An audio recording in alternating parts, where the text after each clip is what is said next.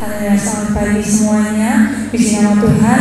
Kita bersyukur bahwa pagi hari ini kita boleh kembali ada dalam bait Tuhan yang kudus, semua karena kemurahan Tuhan. Mari kita pakai kesempatan yang ada untuk kita boleh memuji, menyembah, mengagum, meninggikan Tuhan kita. Sebab kita punya Tuhan yang hebat, kita punya Tuhan yang ajaib. Mari bersama-sama kita siapkan hati kita sepenuhnya. Kita mau siapkan hati yang terdiri dari hadapan Tuhan. Kita mau memberikan yang terbaik bagi Tuhan kita yang telah lebih dulu memberikan yang terbaik bagi kita. Haleluya. Terima kasih Tuhan.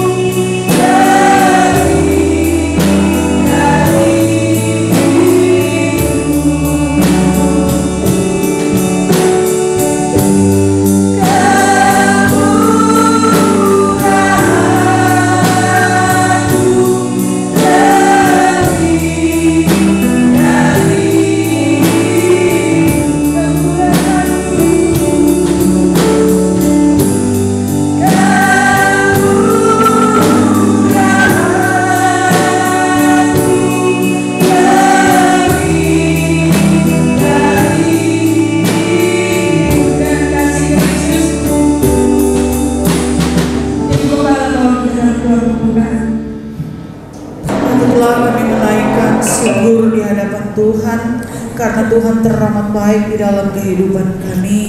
Dijauhkan dalam hidup kami Tuhan, untuk kami bermegah dan membanggakan diri kami, karena sesungguhnya kami ada saat ini hanya karena kemurahan Tuhan yang luar biasa yang Tuhan kerjakan dalam hidup kami, pribadi lepas pribadi. Tuhan Yesus, ampuni setiap kami dari segala apapun yang kami lakukan, baik lewat perbuatan, tingkah laku, perkataan kami, tutur kata kami Tuhan. Mari biarlah hidup kami semakin hari semakin mempermuliakan nama Tuhan. Tiap-tiap hari ada pertobatan di dalam kehidupan kami, agar senantiasa Tuhan, ketika Tuhan datang kali yang kedua, Tuhan mendapati kami tetap setia di dalam Tuhan. Tuhan mendapati iman kami tetap ada di dalam Tuhan.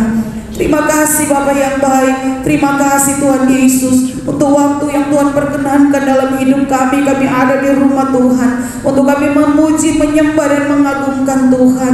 Kami terlalu yakin dan percaya ketika pujian dinaikkan di hadapan Tuhan, di situ Tuhan berkarya, sebab Tuhan bertahta di atas setiap puji-pujian kami. Tuhan duduk di atas setiap puji-pujian kami. Ada kuasa yang mengalir di dalamnya, sehingga setiap kami boleh merasakan sukacita yang Tuhan kerjakan. Ada pemulihan, ada kesembuhan, ada kemenangan, ada mujizat yang terjadi di dalam pribadi kami masing-masing. Terima kasih Tuhan Yesus menyerahkan setiap ibadah kami dari awal hingga selesai, memberkati setiap pelayan-pelayan Tuhan yang mengambil bagian dalam pelayanan. Biarlah melayani dengan kesungguhan hati dan rendah hati di hadapan Tuhan, sebab itu yang Tuhan inginkan di dalam setiap kehidupan kami umat-umat-Mu. Terima kasih Bapa yang baik. Kami percaya kuasa kegelapan tidak dalam di tempat ini, oleh karena kuasa Allah yang berkarya di tempat ini. Terpuji nama-Mu Bapa di surga. Gerakan hati umat-umat Tuhan, biar sama-sama kami boleh berbakti, memuji, memuliakan Tuhan di tempat ini, bersorak meninggikan Tuhan yang adalah Raja di atas segala raja. Terima kasih Tuhan Yesus. Pagi hari ini kami mau lebih jauh masuk di dalam ibadah kami. Kami buka ibadah kami di pagi hari ini hanya di dalam satu nama yang ajaib, di dalam nama Bapa, Putra dan Roh Kudus, yaitu di dalam nama Tuhan Yesus Kristus, Kepala Gereja kami yang setia. Haleluya. Amin. Hadirin kesilakan duduk kembali saudara terkasih dalam Tuhan. Sekali lagi saya ucapkan selamat datang bagi kita semua, dan biarlah kita yang ada saat ini kita boleh menikmati kebaikan Tuhan di dalam ucapan syukur kita. Haleluya. Kecaplah dan berkata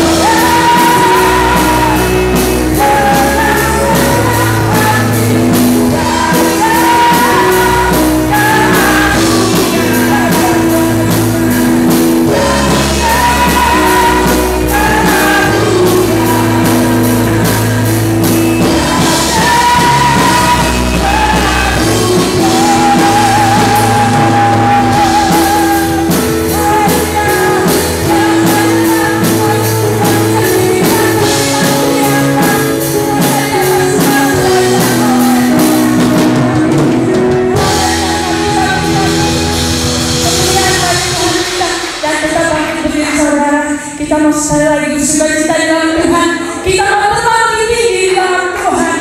Haleluya. Sebab firman-Nya ditambahi kaki kita. Jalannya terang bagi kita. Haleluya.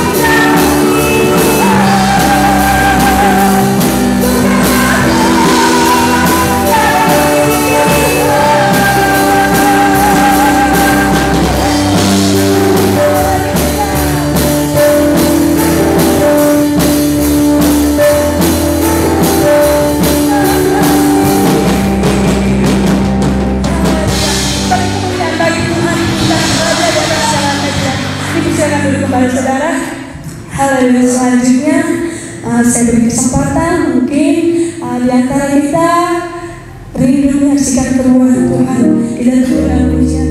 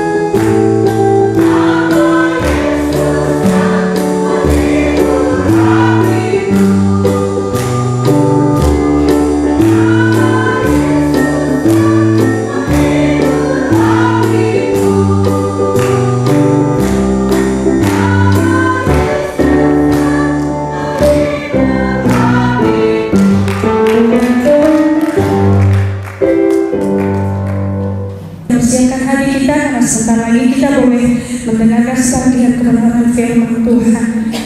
Haleluya, terpuji nama Tuhan. Ini menjadi hati kami Tuhan. Kami siap untuk selalu dibentuk oleh Tuhan. Ubah hati kami Tuhan. Ajari kami tentang kasih.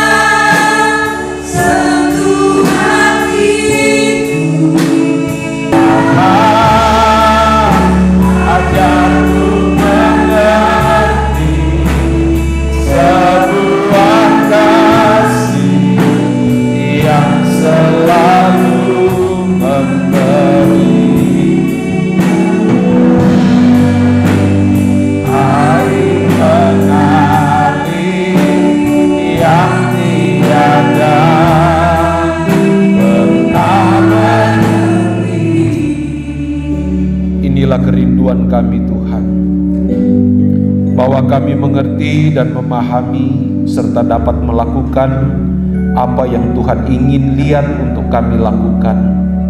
Mari Tuhan terus berkati setiap kami, lawati sertai setiap kami Tuhan. Dan di tempat ini kami rindu jumpa Tuhan secara pribadi dan lebih mendalam melalui kebenaran firman-Mu. Mari Tuhan nyatakan isi hati Tuhan bagi setiap kami. Nyatakan apa kerinduan Tuhan untuk kami lakukan. Karena kami harus akui bahwa tanpa Tuhan kami tidak mungkin bisa ada sampai hari ini. Dan kami selalu butuh Tuhan. Dan mari Tuhan lengkapi sukacita kami. Berkati kami melalui firman-Mu. Pakai kami hamba-Mu Tuhan. Biar setiap perkataan yang hamba sampaikan, boleh itu adalah setiap keinginan Tuhan untuk kami. Dan biarlah setiap perkataan boleh menjadi berkat, kekuatan, peringatan, peneguhan dalam setiap kehidupan kami. Terpujilah nama-Mu, Roh Kudus berkarya dan nyatakan firman Tuhan hari ini. Di dalam nama Yesus kami sudah berdoa. Haleluya. Amin. Puji Tuhan. Setiap kita yang hadir di dalam ibadah pada pagi hari ini, ada suatu persoalan yang ingin saya kemukakan bagi kita semua. Saya tentu dengan segala keterbatasan tidak tahu apakah kita yang hadir pagi hari ini sungguh-sungguh menyadari, sungguh-sungguh menghayati bahwa ada suatu ketegangan antara dua kerajaan, yaitu kerajaan Allah Bapa kita dan kerajaan kuasa kegelapan.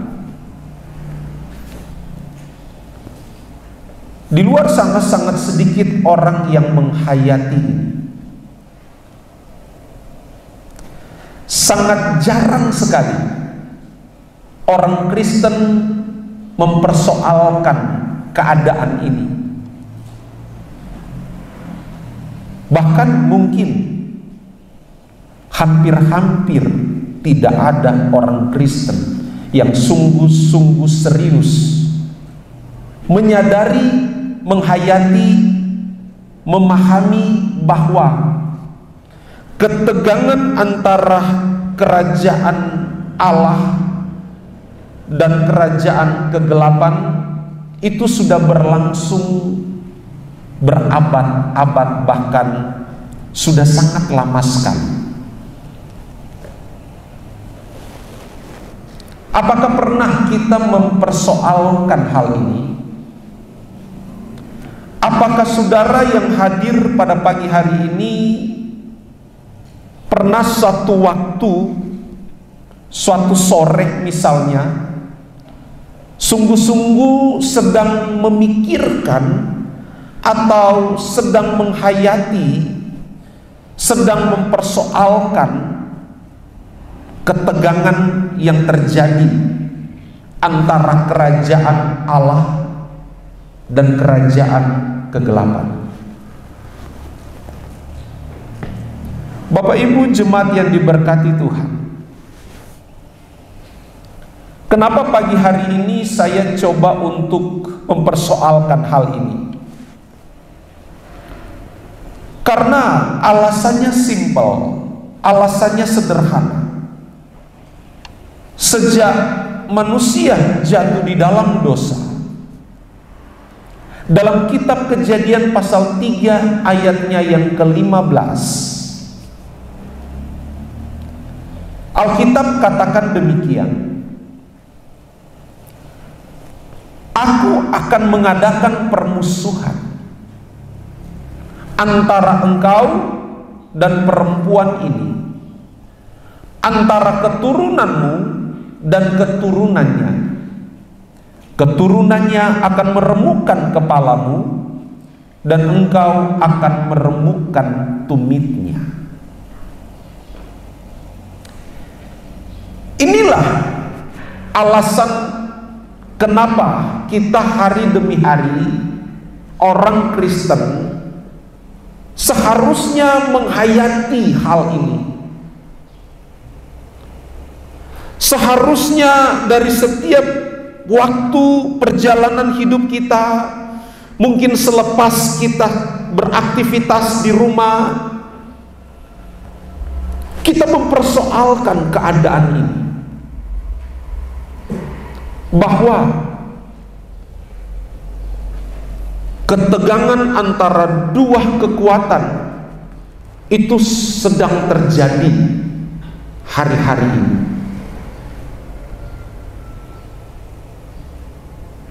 Kejadian pasal 3 ayat 15 ini adalah Injil yang pertama. Sekaligus Alkitab membuka suatu fakta, suatu keadaan bahwa inilah situasi yang sedang ada di hadapan setiap kita. Bahwa ketegangan antara dua kekuatan itu sedang berlangsung sampai hari ini. Bapak Ibu jemaat yang diberkati Tuhan, sekali lagi bahwa mungkin saya harus berbicara apa adanya, bahwa belum semua orang Kristen menjadikan ini sebagai suatu hal yang penting. Sangat sedikit orang Kristen yang sungguh-sungguh menghayati hal ini, bahwa ada ketegangan, ada dua kekuatan besar yang sedang berkonflik di dalam alam roh, dan yang mana dua kekuatan ini, dua kerajaan ini, kerajaan Allah Bapa dan kerajaan kegelapan, semua berfokus kepada manusia.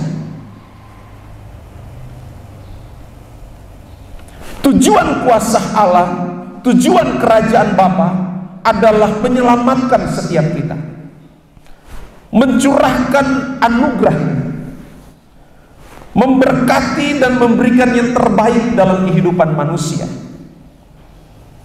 Di satu sisi yang lain, kerajaan kegelapan pun bertujuan bagi kita manusia untuk menjauhkan kita dari segala hal yang baik yang Tuhan sediakan atas kita. Seberapa banyak dalam 7 hari saudara mempersoalkan hal ini, merenungkan hal ini? Dari hari Senin sampai hari Sabtu, 7 hari atau 6 hari, berapa lama saudara menghayati hal ini? Adakah kita sungguh-sungguh mempersoalkan hal ini?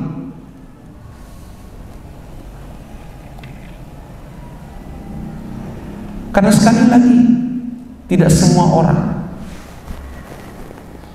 benar-benar menempatkan persoalan ini sebagai suatu persoalan penting untuk selalu dihayati, selalu diingat, selalu dipermasalahkan dalam kehidupan kekristenannya. Banyak orang hanya melihat suatu ketegangan yang terjadi secara global di dunia ini. Bagaimana hari-hari ini Israel dan Iran sedang tegang, hubungan dua negara ini sedang tidak baik-baik saja. Fokus kita hanya pada ketegangan, persoalan, konflik-konflik yang seperti itu di Timur Tengah, atau ketegangan antara Rusia dan Ukraina yang saya nggak tahu hari ini apakah masih terus berlanjut atau tidak. Ketegangan persoalan masalah ekonomi yang semakin semrawut. Kadang fokus kita hanya terhadap hal-hal demikian.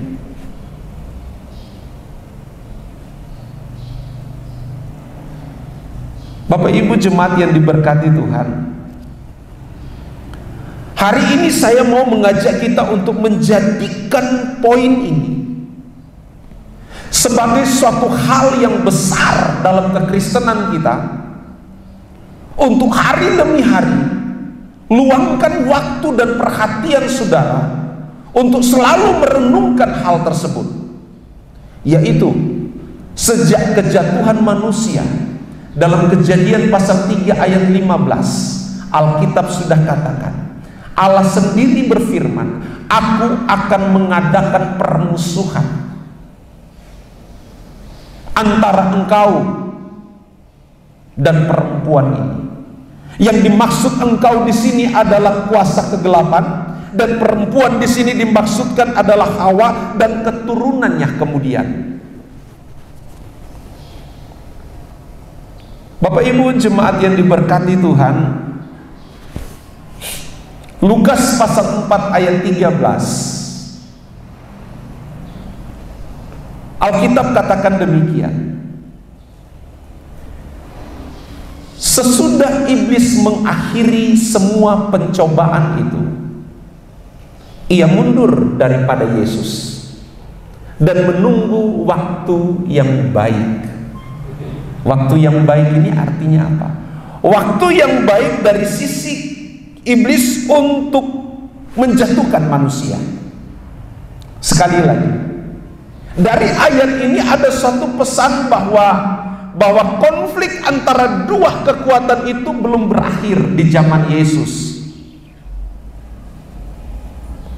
Sejak peristiwa Adam dan Hawa sampai di zaman Yesus, dalam kurun waktu ribuan tahun belum selesai.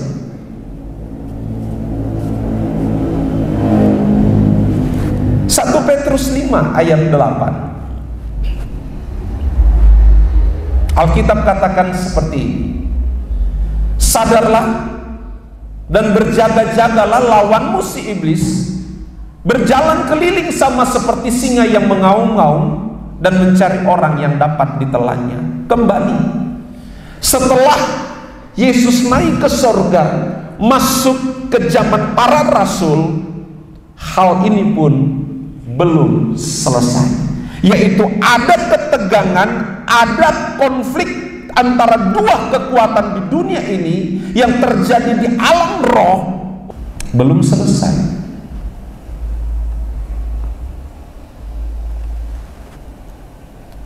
Efesus pasal 6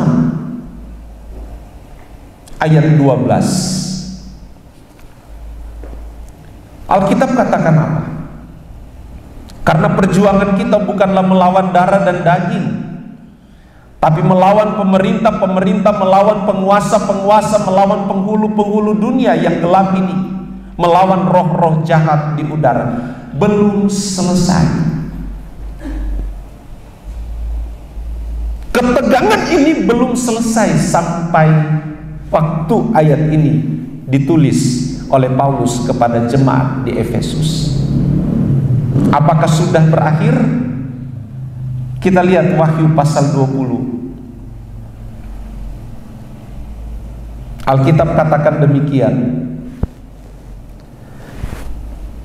Dan setelah masa 1000 tahun itu berakhir, iblis akan dilepaskan dari penjaranya dan ia akan pergi menyesatkan bangsa-bangsa pada keempat penjuru bumi, yaitu Gog dan Magog. Belum selesai. Di akhir zaman, Yohanes melihat bahwa ketegangan antara kerajaan Allah dan kerajaan kegelapan belum selesai.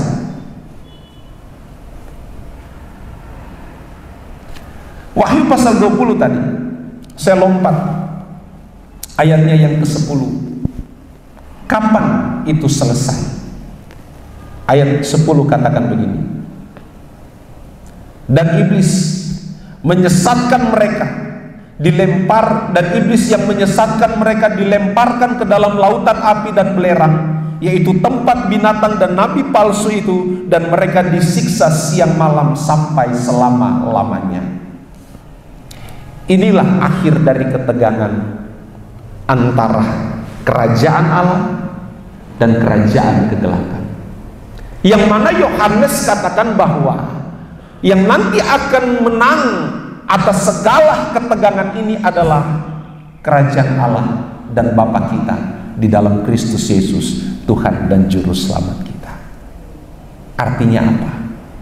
Kita masih ada dalam situasi yang mana ketegangan itu belum berakhir.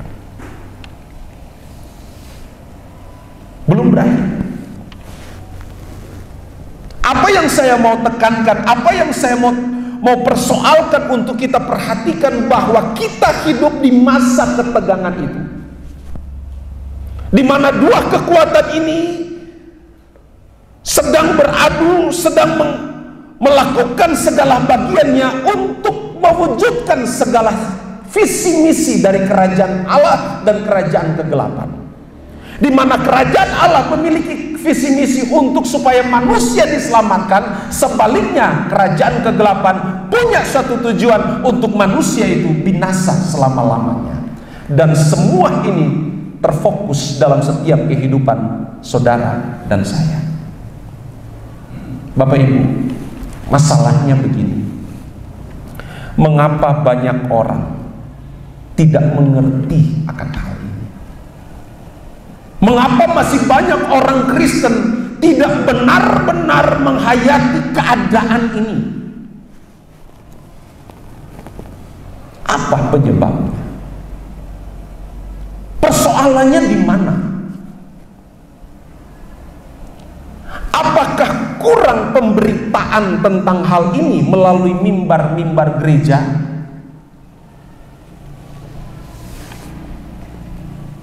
Saya rasa bahwa pemberitaan firman Tuhan terkait topik ini sudah selalu berlangsung sejak lama. Sejak saya sekolah minggu, berita seperti ini sering dikumandangkan melalui khotbah-khotbah hamba Tuhan. Termasuk kita di tempat ini. Bapak Ibu, masalahnya di mana? Saya coba untuk memperhatikan keadaan-keadaan ini. Saya temukan dua hal. Dua hal utama, dua hal penting, dua hal pokok. Kenapa banyak orang Kristen tidak benar-benar menghayati, menyadari, mempersoalkan bahwa dia sedang hidup di tengah-tengah ketegangan antara dua kerajaan, yaitu kerajaan Allah Bapa dan kerajaan kuasa kegelapan. Banyak orang Kristen yang tidak benar-benar mempersoalkan ini dalam kehidupannya, karena nampak dari segala tindakan hidup kita dapat mencerminkan bahwa hal ini bukan satu hal yang penting untuk selalu dipersoalkan. Kita hanya terkadang fokus kepada hal-hal lahiriah yang menjadi poin untuk kita persoalkan hari demi hari. Bapak Ibu jemaat yang diberkati, kita harus dapat menempatkan pesan-pesan penting dalam Alkitab terkait dengan kekristenan saudara dan saya. Apa persoalannya? Apa masalahnya? Kenapa banyak orang Kristen tidak benar-benar mempersoalkan ketegangan yang sedang terjadi? Masalah yang pertama adalah karena banyak orang Kristen tidak menyadari bahwa setelah kehidupan yang saat ini kita jalani, ada suatu masa yaitu kehidupan di balik kematian yang penting untuk kita selalu persoalkan dalam hidup kita. Fokus kebanyakan orang hanya mempersoalkan perjalanan hidupnya yang singkat di dunia ini. Padahal hidup kita di dunia ini hanya 70-80 tahun. Itulah jatah, itulah kesempatan yang Allah percayakan dalam kehidupan manusia untuk dia menjalani kehidupan yang fana ini, yang singkat ini, dengan berbagai macam hal. Bapak Ibu, ini yang menyebabkan kenapa banyak orang di luar sana, banyak orang Kristen tidak benar-benar menempatkan ketegangan ini menjadi persoalan yang penting, yang pokok, yang utama dalam kehidupan kekristenannya, karena dia tidak memahami bahwa setelah hidup ini ada suatu kehidupan yang kekal. Setelah kita mati, ada persoalan utama yang ada di hadapan kita, yaitu perjalanan panjang kita, perjalanan kekekalan kita. Betapa dahsyat yang pertama. Kalau kita berbicara kehidupan setelah kematian, ada dua dimensi, ada dua hal pokok, yaitu yang pertama adalah bagaimana kita mengerti kedahsyatan kekekalan, kedahsyatan kemuliaan Allah yang Allah anugerahkan dalam kehidupan kita yang benar-benar selama hidup 70-80 tahun di dunia ini membawa hidupnya sungguh-sungguh berkenan indah bagi Tuhan. Dan yang berikut, kalau kita bicara hidup kekal, yang kedua adalah ada suatu kehidupan setelah kematian di mana keterpisahan seseorang untuk selama-lamanya dengan Tuhan itu sendiri. Kenapa keterpisahan itu bisa terjadi? Karena selama 70-80 tahun ataupun lebih selama dia hidup di dunia, tidak mempergunakan hidup ini untuk menyenangkan hati Tuhan. Nah, alasan yang pertama inilah banyak orang percaya, banyak orang Kristen tidak sungguh-sungguh membawa hidupnya yang singkat di dunia ini untuk menyenangkan hati Tuhan. Dia hanya terfokus pada ketegangan-ketegangan yang semua manusia pun mengalami. Ketegangan persoalan ekonomi, semua manusia mengalami. Persoalan sakit penyakit, semua manusia mengalami. Persoalan rumah tangga, semua manusia mengalami. Persoalan pekerjaan, bisnis dan usaha, semua orang mengalami itu. Banyak orang hanya menghabiskan tenaga, menghabiskan perhatian hanya untuk tertuju kepada hal-hal yang fana sifatnya. Dia tidak menempatkan hal yang pokok, yaitu mempersoalkan kehidupannya yang singkat ini untuk selalu terfokus menyenangkan hati Tuhan. Bukankah ini suatu konsep yang terbalik? Jika kita menempatkan hal-hal yang fana sebagai prioritas untuk kita selesaikan, sedangkan hal yang penting, yaitu tentang kebenaran dan kerajaan Allah, kita nomor duakan. Seakan-akan bahkan banyak orang tidak menempatkan hal prioritas kerajaan Allah dan kebenaran sebagai satu-satunya persoalan utama dalam kekristenannya. Bapak Ibu jemaat yang diberkati, sekali lagi, kehidupan di balik kematian kita harus persoalkan dari hari ini.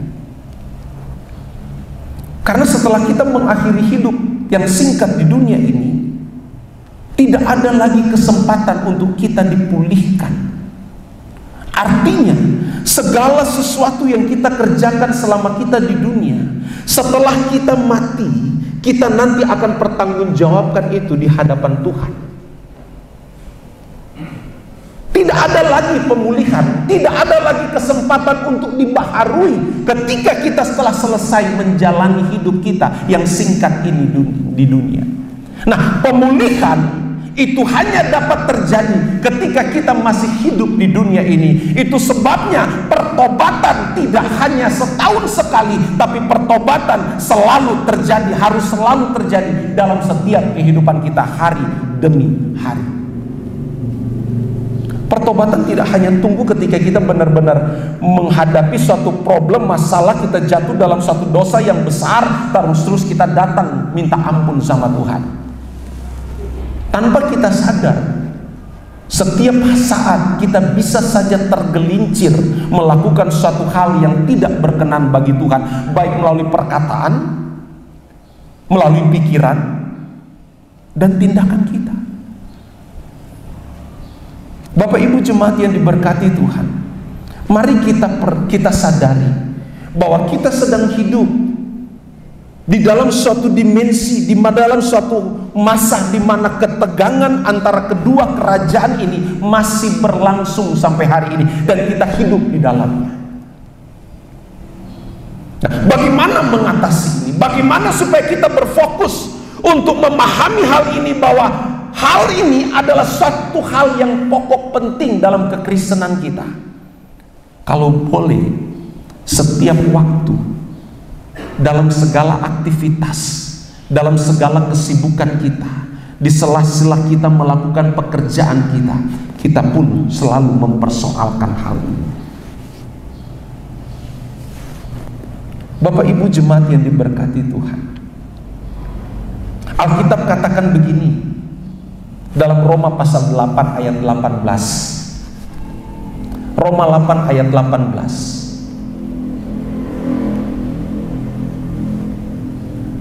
Roma 8 ayat 18, sebab aku yakin bahwa penderitaan zaman sekarang ini tidak dapat dibandingkan dengan kemuliaan yang dinyatakan kepada kita. Saudara perhatikan bahwa setelah hidup kita yang singkat di dunia ini selesai, ada satu hal yang indah yang disediakan oleh Bapa, yaitu kemuliaannya kita nikmati. Nah, inilah realita, inilah fakta kebenaran bahwa ada suatu hal setelah kita mengakhiri hidup di dunia ini, ada perjalanan hidup yang panjang dan tidak dapat diukur oleh waktu. Dan itulah hidup kekal bersama dengan Tuhan. Kalau saya boleh bertanya sedikit, siapa di antara kita yang merindukan hidup bersama dengan Tuhan? Maka kita semua pasti setuju, amin. Kita semua pasti sepakat, aku rindu nikmati, aku rindu menempati, aku mau bersama dengan Tuhan dalam kemuliaannya. Tapi hal yang perlu kita pahami adalah berjuanglah saat kita masih hidup saat ini. Bawa seindah mungkin kehidupan kita untuk kita menempati atau menikmati segala yang baik dari Tuhan dalam kerajaannya yang kekal. Jangan sampai kita mengalami suatu masa di mana kita akan menyesal seumur hidup. Yesus pernah menggambarkan suatu gambaran dalam Injil Matius pasal 22 ayat 13. Matius pasal 22 ayat 13, Yesus pernah katakan begini dalam suatu perumpamaan. Lalu kata raja itu kepada hamba-hambanya, ikatlah kaki dan tangannya dan campakkanlah orang itu ke dalam kegelapan yang paling gelap, di sanalah akan terdapat ratap dan kertak gigi. Inilah situasi, keadaan gambaran orang yang dari masa hidupnya tidak mempersoalkan tentang kekekalan.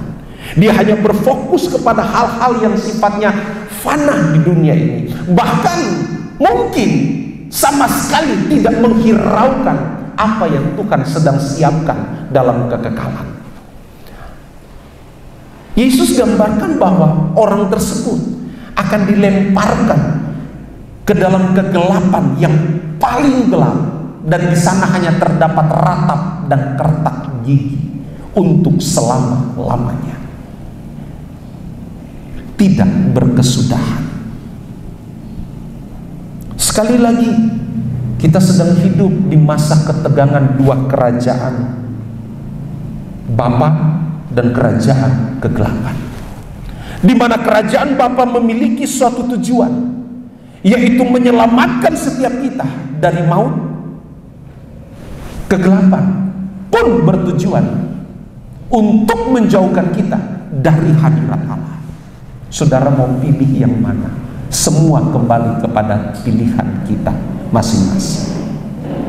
Dan pilihan itu hanya berlangsung selama kita hidup di dunia ini, 70, 80 tahun ataupun lebih. Tapi pada akhirnya kita akan selesai menjalani hidup di dunia ini. Bapak Ibu, mari kita menghayati hal yang penting ini hari-hari.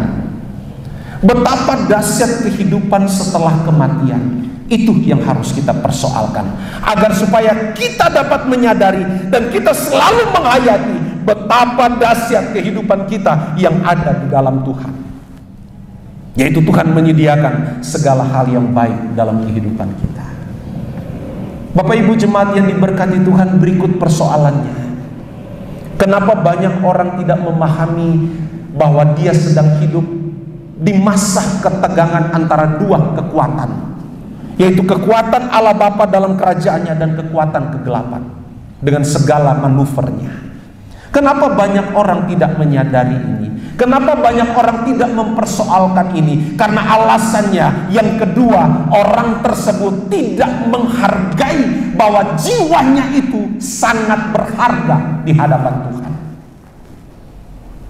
Kalau saja kita menyadari bahwa hidup kita ini berharga di hadapan Tuhan, maka tentu sudah dapat dipastikan kita pun selalu mempersoalkan hidup keberkenanan kita di hadapan Tuhan.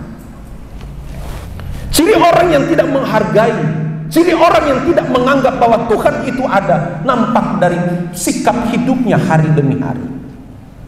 Itu nampak.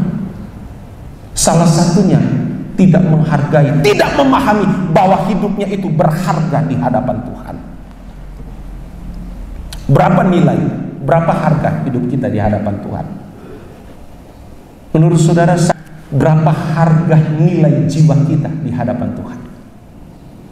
Yesus pernah ngomong gini, saudara nanti bisa mereka-reka kira-kira berapa nilai jiwa kita, berapa nilai hidup kita bagi Tuhan. Yesus pernah ngomong begini, Matius pasal 6 ayat 26. Coba saudara buka ayat ini, Matius 16 ayat 26. Alkitab katakan begini, apa gunanya seorang memperoleh seluruh dunia tetapi kehilangan nyawanya? Dapatkah dan apakah yang dapat diberikannya sebagai ganti nyawanya? Yang ngomong ini Yesus. Ayat ini berapa kali saudara baca? Sering kali, banyak kali. Tapi pernah nggak saudara mempersoalkan dari ayat ini? Yesus sedang mau mengemukakan suatu pesan bahwa betapa berharganya hidup saudara di hadapan Tuhan. Saudara kumpulkan segala harta kekayaan dunia, bagi Tuhan lebih mahal seorang yang bertobat, seorang yang mengandalkan Tuhan ketimbang segala sesuatu yang ada di dunia ini. Hidup kita, jiwa kita sangat bernilai di hadapan Tuhan. Sadar nggak kita hal ini? Inilah hal yang menjadi persoalan kenapa banyak orang, terlebih orang Kristen, tidak menyadari bahwa ada dua kekuatan yang sedang beradu, yang sedang dalam ketegangan, yaitu kerajaan Allah Bapa dan kerajaan kegelapan, yang mana fokusnya tertuju kepada manusia. Kerajaan Allah punya tujuan untuk mencurahkan berkat, kerajaan kegelapan bertujuan untuk menjauhkan kita dari hadirat. Kalau kita menyadari jiwa hidup kita ini berharga, maka setiap hari kita pasti akan selalu merenungkan, menghayati, dan mempersoalkan bagaimana hidup ini supaya selalu indah, berkenan bagi Tuhan. Seberapa banyak kita yang sadar bahwa hidup ini berharga bagi Tuhan? Lambaikan tangan saudara, beri sorak-sorai bagi Tuhan. Hidup kita berharga, Bapak Ibu. Mungkin manusia tidak menghargai saudara, no problem. Asalkan saya berharga di hadapan Tuhan. Mungkin orang tidak menganggap kita sebagai manusia, no problem. Asalkan kita selalu indah, maka kita dihargai oleh Tuhan. Jiwa kita ini berharga. Coba saudara renungkan perkataan Yesus ini. Sekalipun segala harta dunia dikumpulkan, lebih berharga jiwa keselamatan seseorang di hadapan Tuhan. Wah, ketika saya merenungkan ayat ini, jujur saya bersyukur saya punya Tuhan yang besar. Dahsyat. Bagi Tuhan hidupmu berharga. Buktinya apa? Dia rela mati. Amin. Dia rela mati hanya untuk menanggung dosa saudara dan saya. Pernah kita mempersoalkan ini? Betapa berharganya hidupmu bagi Tuhan. Jadi mari mulai sekarang kita berjuang untuk selalu bawa hidup kita indah bagi Tuhan.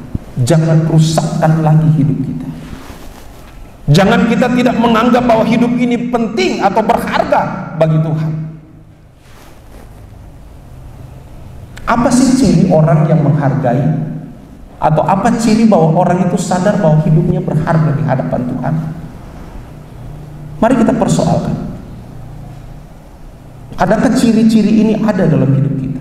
Yang pertama, orang yang menyadari bahwa hidupnya berharga bagi Tuhan, dia pasti punya suatu kebiasaan hidup, yaitu berusaha sedemikian keras dan sungguh-sungguh untuk menghindarkan dirinya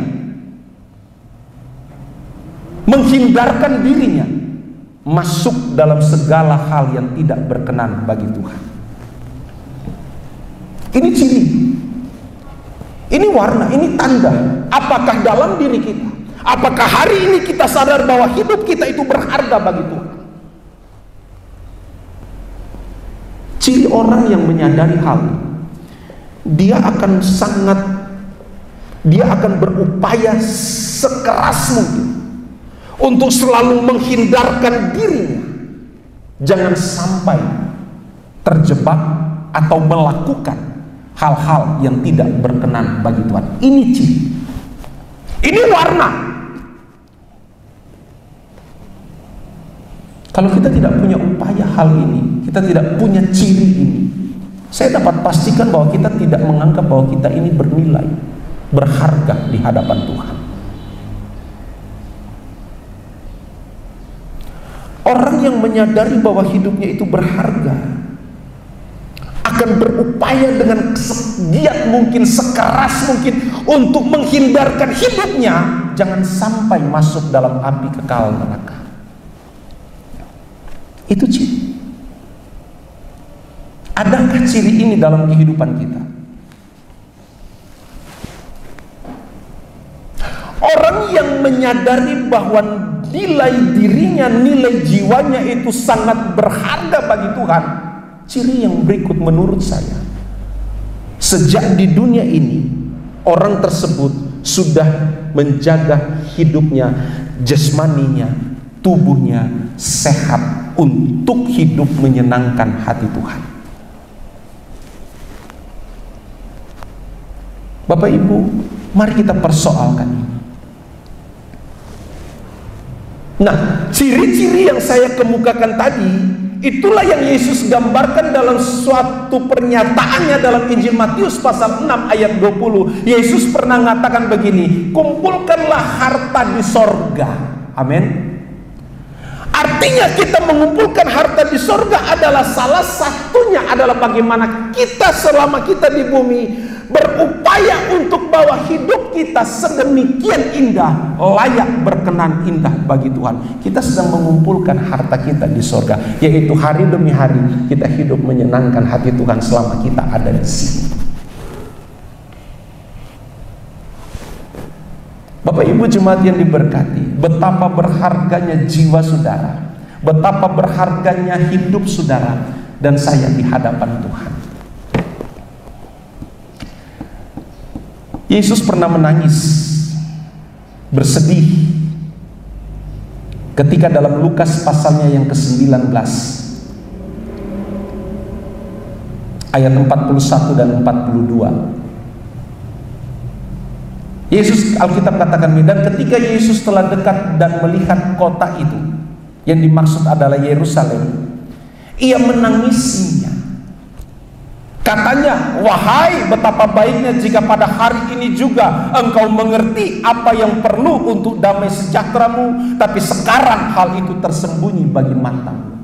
Yesus menangisi Yerusalem, bukan sedang menangisi kotanya, tapi Yesus sedang menangisi penduduk orang-orang Yerusalem yang mana secara kasat mata, secara terang-terangan mereka menolak Mesias yang seharusnya sudah ada di hadapan mereka.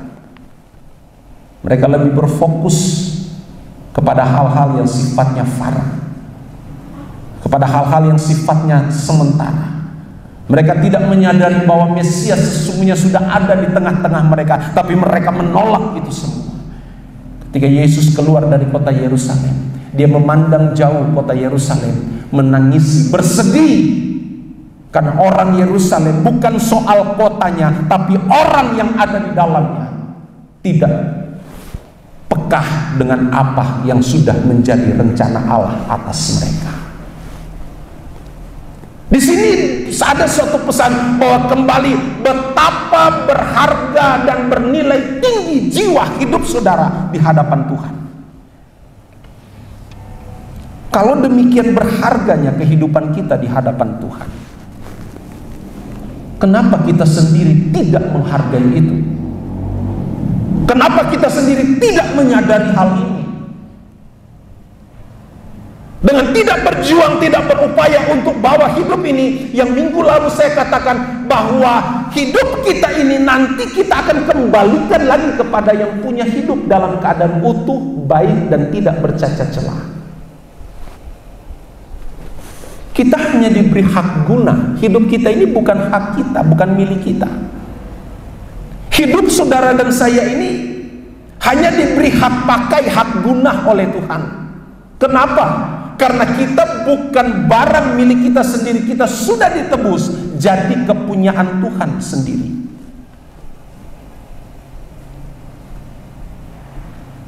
Bapak Ibu jemaat yang diberkati Tuhan, sadari bahwa dua kekuatan ini berfokus kepada manusia.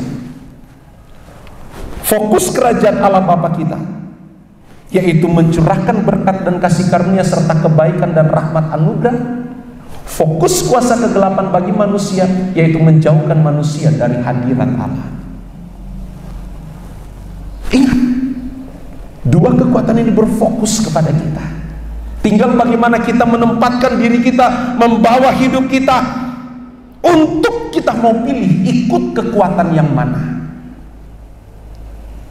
Karena setiap kita punya kehendak bebas, free will, yang mana itu adalah suatu hal yang Allah berikan, bahwa manusia berdaulat atas kehendak bebasnya sendiri. Tuhan tidak mau intervensi di dalamnya. Walaupun kebenaran firman Tuhan ini sudah diberikan, pilihan, kehendak bebas kita, mau kita taruh di mana? Ikut dan tunduk terhadap kekuatan atau dalam kerajaan Allah Bapa kita, atau kita membiarkan diri kita dikuasai oleh kuasa kegelapan. Kembali kepada kita, Bapak Ibu, singkatnya begini. Menghadapi situasi ketegangan ini, apa sikap kita? Apa yang perlu kita lakukan? Apa yang perlu kita lakukan? Alkitab sudah memberikan jawaban dan solusi yang baik luar biasa dalam hidup kita. Apa itu? Kalau saudara buka Injil Matius pasal 26 ayat 41. Injil Matius pasal 26 ayat 41. Alkitab katakan begini: berjaga-jagalah, berdoalah, supaya kita jangan jatuh dalam pencobaan. Roh memang penurut, tapi daging itu lemah. Kadang hari ini, bisa jadi hari ini ketika saya berkhotbah seperti ini, dengan topik ini, saudara dibangunkan rohani saudara. Rohani saudara kuat. Mungkin di saat saudara duduk saat ini, saudara mengambil sikap dan komitmen, Tuhan, aku mau menyadari bahwa hidup ini berharga, dan aku mau hidup ini bawa untuk Tuhan seindah mungkin sampai Tuhan panggil saya. Di sini, duduk di sini. Belum tentu setelah keluar saudara pintu gereja ini hari Senin besok, apakah komitmen ini masih tetap 100%? Hari Selasa bisa masih 100% atau mulai berkurang? Hari Jumat, hari Rabu, minggu depan kita ketemu lagi di sini? Belum tentu. Kenapa? Karena daging kita ini lemah. Roh memang luar biasa ada dalam hidup kita, tapi daging kita inilah perjuangan kita. Jadi jangan saudara pikir kekristenan itu mudah dijalani. Sayang, banyak pengkhotbah di luar sana mengesankan bahwa kekristenan itu mudah dijalani. Tapi saya mau katakan, Kristen itu berat untuk dijalani. Kenapa berat? Karena kita pengikut Kristus harus dapat mencontohi panutan kita. Siapa? Yesus itu sendiri. Bagaimana Yesus pernah hidup? Hidup Yesus harus kita kenakan. Ini yang tidak mudah. Karena daging kita ini lebih condong untuk mau melakukan apa yang kita mau, tanpa mau mengingat Yesus atau Tuhan disenangkan atau tidak. Jadi solusinya apa Bapak Ibu? Untuk kita kuat menghadapi ini, berdoalah. Siapa yang selalu berdoa? Apa yang saudara doakan ketika saudara berdoa? Lebih banyak mana poin doa yang saudara naikkan? Apakah doa terkait dengan segala keperluan, kebutuhan, pergumulan hidup, atau doa bagaimana engkau mempersoalkan hidup keberkenananmu di hadapan Tuhan? Lebih berat mana, lebih besar mana? Tidak salah saudara berdoa untuk keperluan, kebutuhan, tetapi prioritaskanlah doa yang menyangkut kehidupan, keberkenanan kita di hadapan Tuhan. Karena kebanyakan kita ketika kita berdoa, kita laporan sama Tuhan. Tuhan, aku lagi butuh ini. Tuhan, aku perlu ini. Aku lagi punya masalah kesehatan. Aku lagi punya masalah rumah tangga. Aku lagi punya masalah pekerjaan. Aku lagi punya masalah ekonomi. Aku lagi punya masalah karir. Aku lagi punya masalah hubungan dengan pasangan saya. Pak, Bu, Tidak salah saudara berdoa terkait itu. Tapi seberapa sering kita berdoa mempertanyakan, Tuhan, bagaimana keadaan hidupku hari ini untuk menyenangkan hati Tuhan. Bapak Ibu, sadari ini. Jangan kita berpikir pendek. Jangan kita berpikir naif, jangan kita berpikir bodoh, tapi marilah kita bawa hidup kita ini untuk seindah mungkin, karena kita sedang hidup di tengah-tengah dua kekuatan yang sedang tegang untuk bagaimana dia mewujudkan visi misinya untuk bawa kita menikmati segala yang baik atau kehancuran untuk selama-lamanya.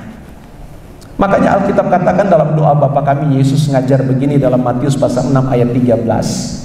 Matius pasal 6 ayat 13 dalam doa Bapa kami, dalam satu bagian lirik, dalam satu doa kalimatnya berbunyi begini, dan janganlah membawa kami ke dalam pencobaan, tapi lepaskanlah kami daripada yang jahat. Saudara ngerti nggak makna ayat ini? Di sini sebenarnya Yesus sedang mau mengingatkan murid-muridnya bahwa mereka pun sedang menghadapi suatu ketegangan dalam iman mereka, dalam roh mereka. Bahwa ada kekuatan lain yang coba berusaha untuk menarik orang-orang yang di dalam Tuhan keluar dari hadirat Tuhan. Jangan cuma dihafal ini doa Bapa kami. Ada yang jadikan doa Bapa kami seakan-akan itu mantra. Banyak orang di luar sana yang menjadikan doa-doa sebagai layaknya seperti mantra. Seorang ibu pernah ngomong di hadapan saya,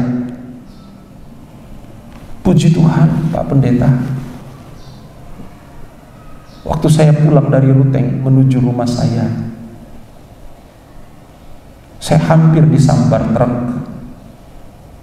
Sepanjang jalan saya mulai berdoa, doa Bapa kami. Sampai di rumah, itu kurang lebih ada 50 kali saya berdoa Bapa kami. Puji Tuhan saya selamat.